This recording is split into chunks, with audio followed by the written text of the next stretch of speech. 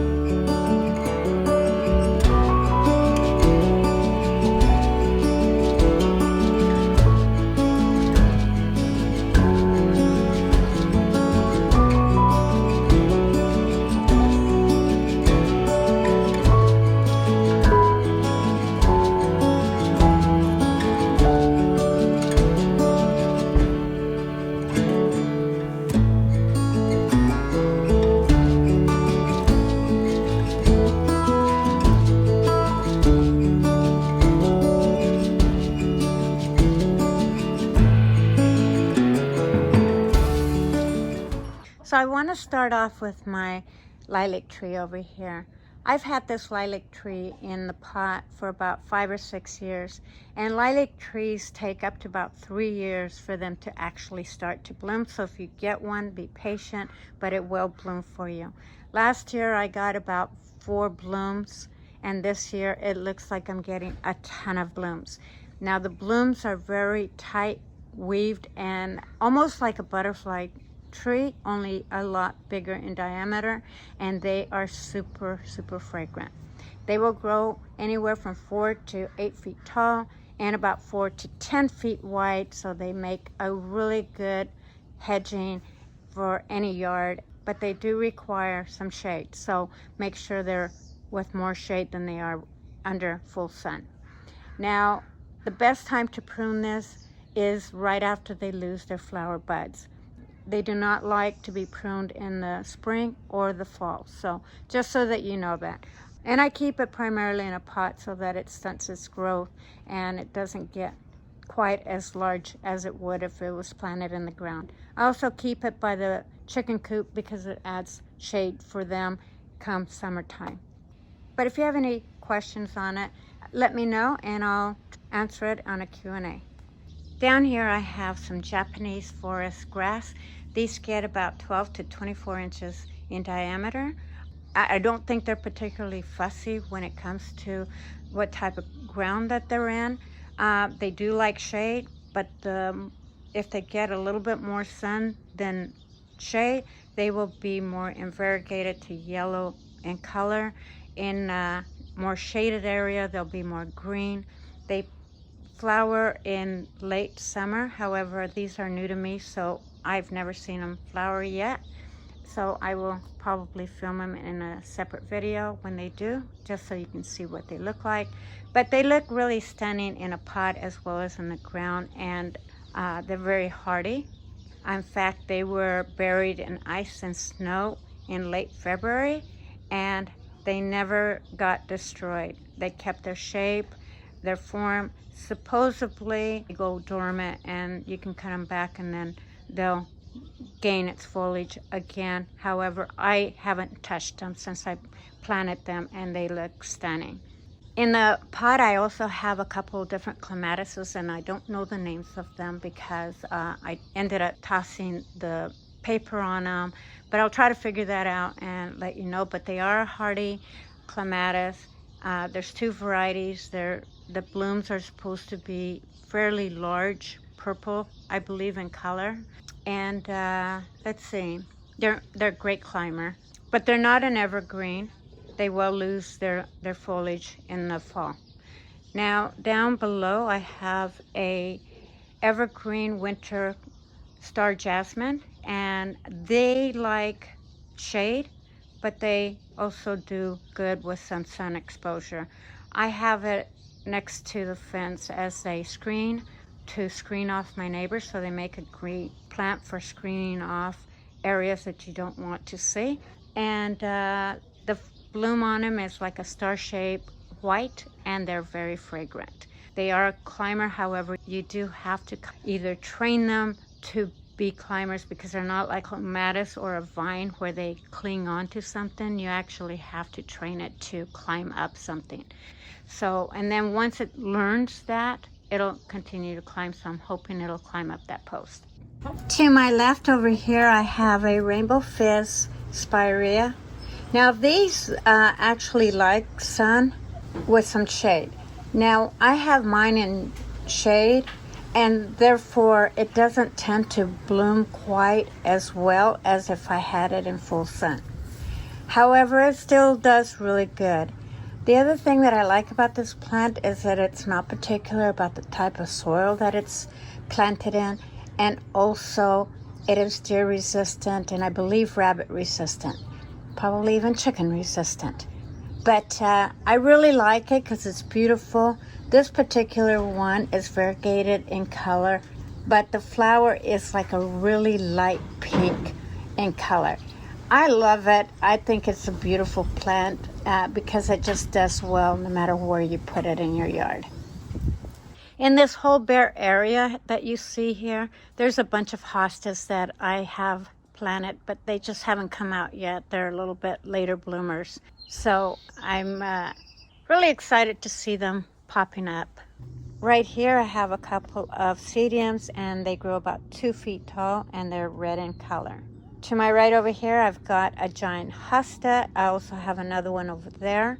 And these are my spring hostas. They're the very first ones that come out, and they're just gorgeous. Now you'll notice I have a bowl of this is oyster shells, and we give those to the chickens. I primarily just grab a handful and just even toss it amongst it and all the way around it, and it will keep away slugs and snails. We have quite a bit of slugs and snails here in the Northwest, and I prefer to use that rather than slug bait. But and you can use eggshells too, but I prefer to use oyster shells because we have it anyway since we feed it to our chickens. Down here I have a silver beacon, and this one does good in both shade and sun. It does require some shade, but it blooms these beautiful pink flowers, and just the foliage itself is just stunning. And when it's in the shade, from my experience, it grows a lot slower in the shade, but it makes for a great ground cover. It's not invasive. I just think it's beautiful in any landscape. Right here I have my evergreen winter clematis, and this one sustained some damage because of the ice storm. If you notice, there's some brown dead pods, but it's still a beautiful, very resilient, hardy clematis. This one blooms in February through April, and it is very slow growing when you first start growing it, so be patient because it will once it starts growing, it will continue to grow quite a bit. Now, I put it in front of a window because I wanted to cover our laundry window because it wasn't very attractive, so I put it in front of that. But whatever you put it on, just make sure it's nice and sturdy and to hold it up, because as it gets bigger, it'll get some weight on it. Now, I think it'll look really good on a pergola post, and it would also look really good on a trellis. Now, the flowers are gorgeous. They smell beautiful, and they're in a cluster of 3, and they just smell really fragrant, almost like vanilla. In this pot here, I have a bleeding heart. It's red in color with a little bit of white in the bottom. I don't know the specific name for it. They do need well drained soil, and I've had it in this pot for 3 years and it's doing really good. In this smaller green one, I have a Perennial Fuchsia, and I've had that in there for about 3 years, and it comes back every year.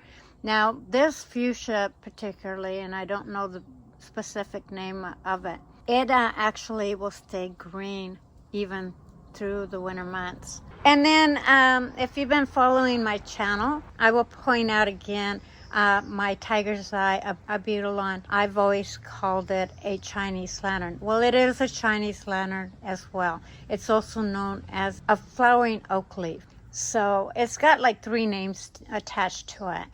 It did sustain a lot of damage. I don't know how well you can see because I am a little bit more in the shade, but I'm just gonna cut it down probably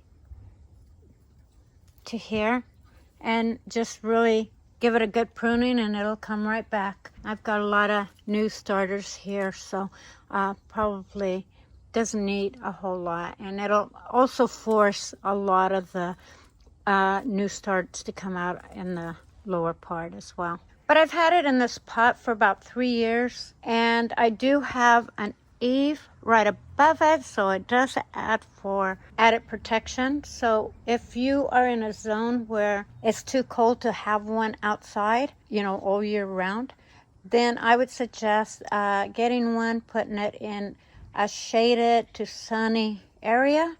It likes more shade than sun. And then just take it into a greenhouse or a garage for the winter months. Right down here I have Jupiter's beard.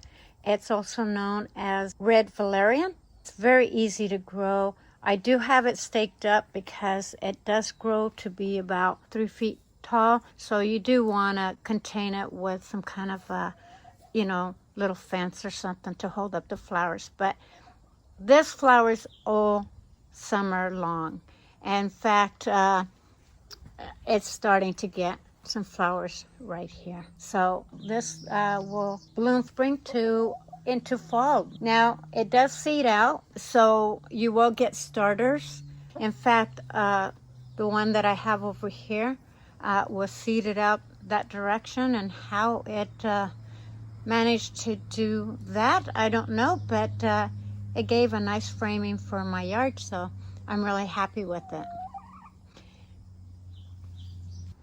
Then again, here I have another giant hosta. Back there I have a maidenhair fern, and it's a very low grower. I should bring it to the forefront because once all my hostas come out in this area, it pretty much gets hidden in the back.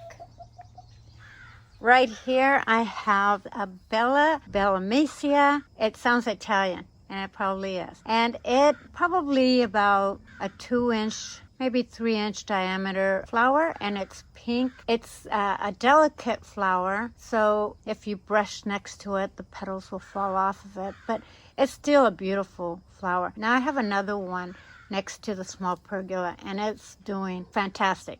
This one I think is a little bit too shaded, so I may either move it or leave it and see what it does this year. But I do need to cut it back because it doesn't look like it wants to reach out for the sun. It's just not getting enough sun, but if you can see right down there, I've got a lot of new starts coming out, so I'll probably chop it down quite a bit.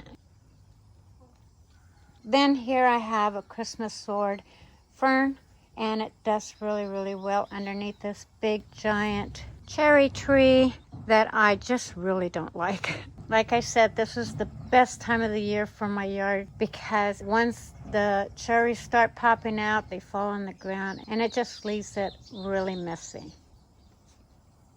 In this pot over here is a Grape Hyacinth, and I just absolutely, isn't that just gorgeous? I mean, this is absolutely gorgeous. And because of that, I don't really have anything in the summer in this container because it's just consumed with this Grape Hyacinth. But I leave it be because in the springtime it's just beautiful. This bush right here is a rhododendron. Now it's supposed to have peach colored blooms, but it has never bloomed for me. In fact, I still have the tag on it. It's a Rhododendron August Electra, and it's an evergreen, but I don't know what to do with it. Part of me wants to take it out, put it in another part of the yard.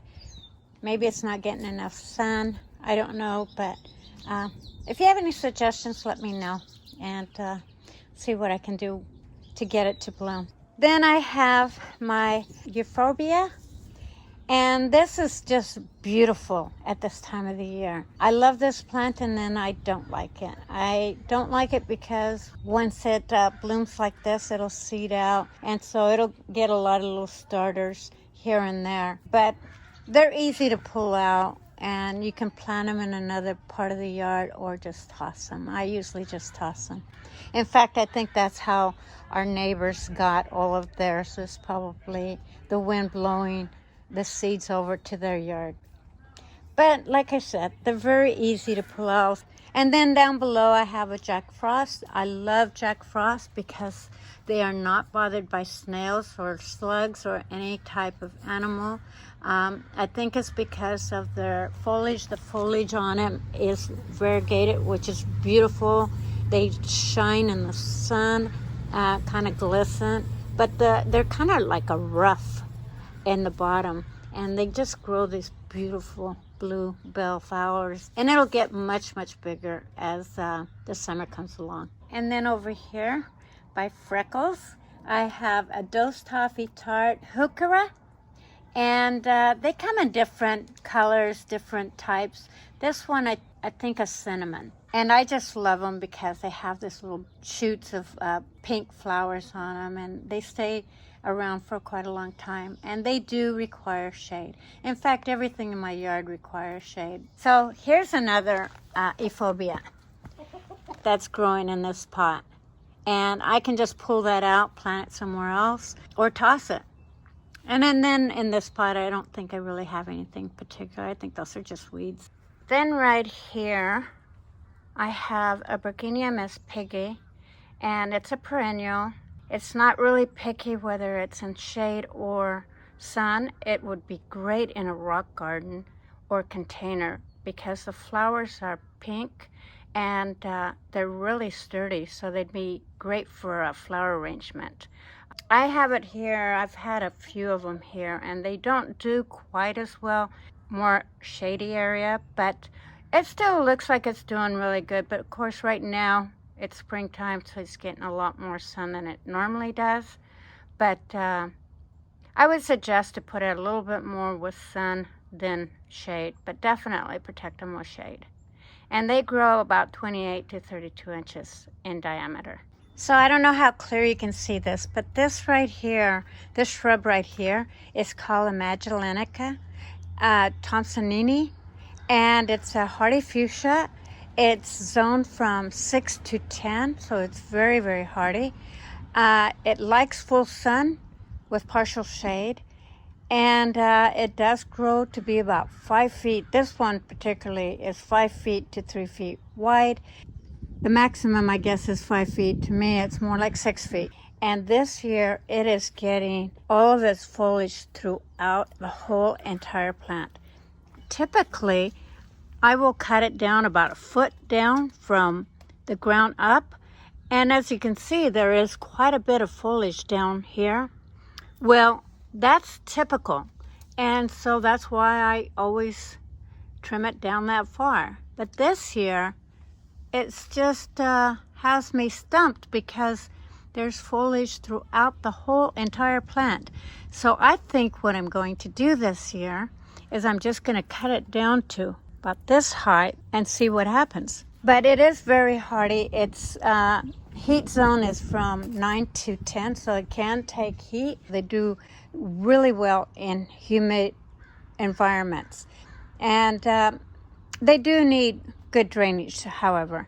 So do put them in an area that has good drainage. Now over here, I can't recall the name of this grass, but it only gets about a foot long, and then it has this little pretty, kind of like almost like a lilac color flower.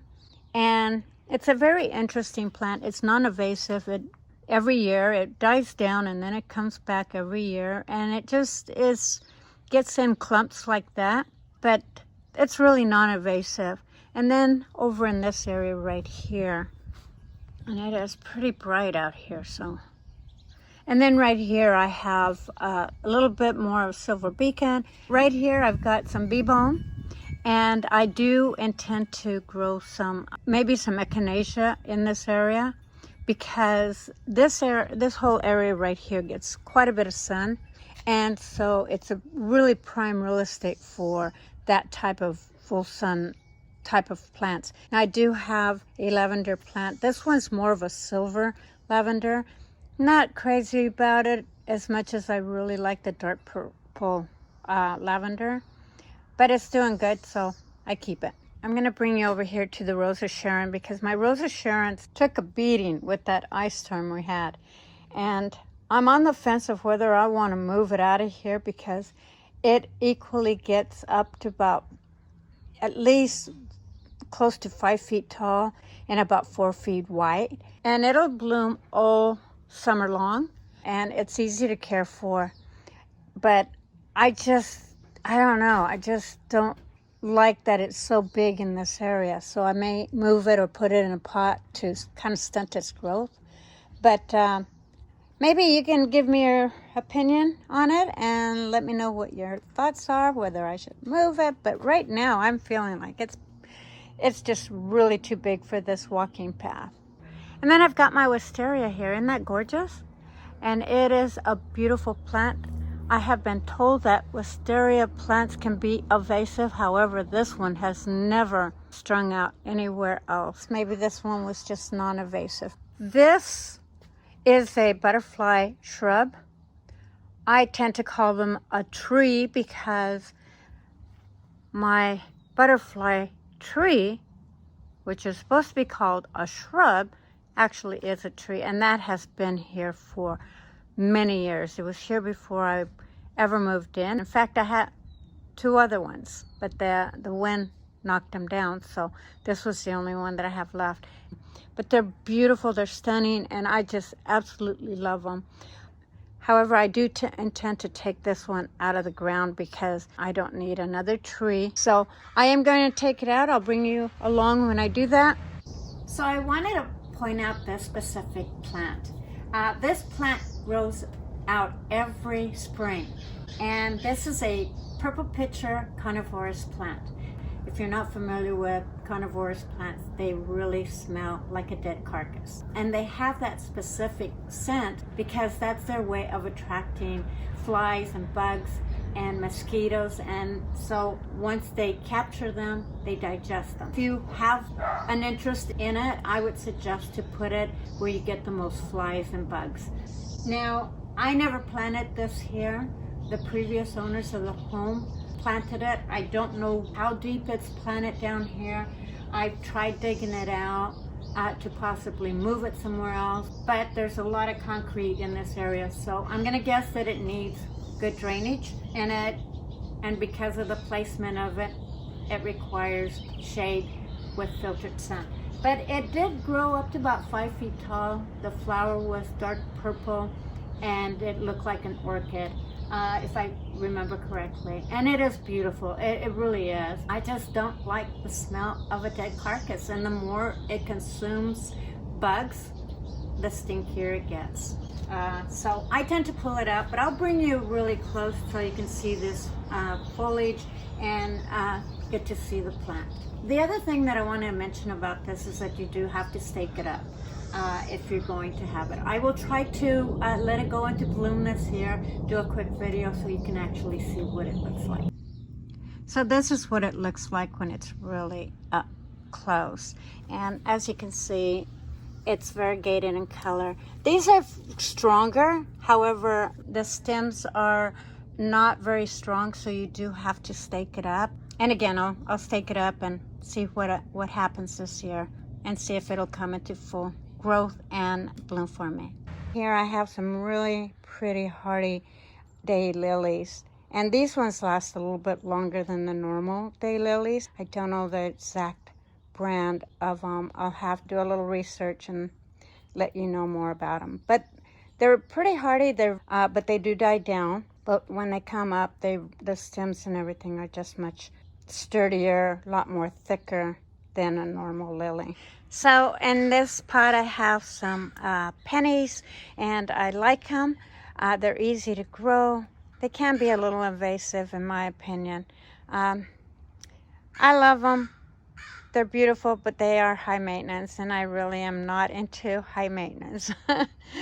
And then over here I have some orange stone crop, and they are bright yellow, and they're beautiful. And I've got this crow that is not a very happy camper. Anyway, so you're gonna hear him in the background. I'm sorry, but little annoying, but there's not much I can do about the wildlife. I got interrupted by that crow. So this is an orange stone crop Cedium, and it blooms all summer long, and it does like more full sun, however it can take shade. Right here I have a Christmas sword fern, and I really need to trim that back so it can flourish this year. And then over here, this is a big Oak Leaf Hydrangea, and I absolutely love it. The blooms on them get about, I want to say about almost a foot long. And this one is white in color, but it does come in a ton of other colors. Then I have another Japanese maple, and this one's a dwarf. It's very slow growing. I've had it here for probably 10 years, and that's as high as it gets. These are really, to me, in my opinion, Japanese maples are really beautiful in a container, but they do require shade. This one gets a little bit more sun since we cut a huge tree from this area that actually this dogwood, this little tree here is a Cherokee brave dogwood, and that replaced a huge tree that was in this area that we were told that was just basically a weed, and it would tumble eventually. So it took some effort, but we got it out, and this was our replacement tree, and this is just absolutely stunning.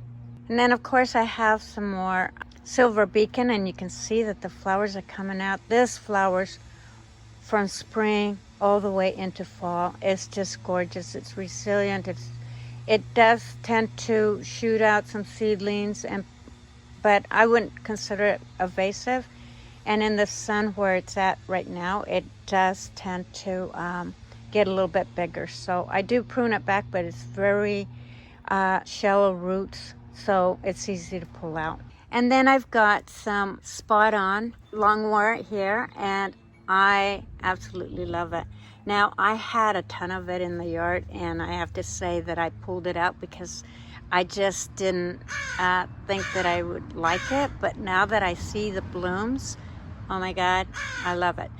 And I think it didn't really bloom for me when I first planted it. Was because it got more shade because of that big tree. But now it's been coming up, and this is actually in the 5-7 years that I've planted it here. This is actually the first time it's ever bloomed. Then I have a couple of Dose Toffee tarts, and these ones are the Cayenne Fires. They are gorgeous. They will get bigger as summer progresses, and they will stay nice and big and bloom with their red flowers. And They do require more shade than they're getting, but they do fine right in this area, because as time goes on, the tree where the crow is just disrupting my filming, these provide a lot of shade in this area, in fact down the path, and that's why I plant a lot of shaded plants, because I don't get a lot of direct light. And then, of course, as you see right by my Buddha over here, I've got Spirea on, and this one's much bigger, and it's got a ton of blooms. I absolutely love it. I can't wait to see more of them come up. And then this is a Helleborus rose, and this took a long time for it to get really strong as far as the stalks on it. But it's pretty hardy. I moved it from another area over here, so they do require more shade. And this is just stunning this year. And it'll keep its blooms throughout the summer too. I mean, look at this. This is just absolutely amazing. Anyway, and then I have another Christmas sword fern here. And then this here is another rainbow fizz. Spirea, and this one is red in color. And then over here I have some more orange stone crop, and they again bloom really pretty yellow. In fact, I got clippings from right over in that corner. I transferred some. I just planted a couple sprigs, and this is how big it's gotten. So I've had it here for about 2 to 3 years, so this is about as big as it's gotten. And then I took some clippings from that and transferred them over here. Then I have some more just regular day lilies here. At one time I had this whole thing filled with lilies, and it was absolutely stunning.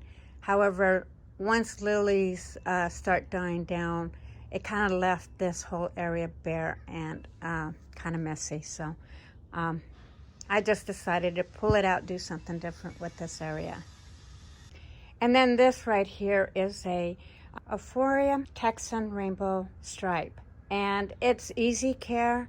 It's adaptable. It does require a little bit more sun than it's getting, but it does great in the shade. Had it here for probably 3 to 4 years. I even transferred it in one of my videos. I will link that up here. And it just does really well. And it'll get fairly tall. It should get about 5 feet tall, 5 feet in expansion, probably even bigger than that. But it's easy care. It's also drought tolerant.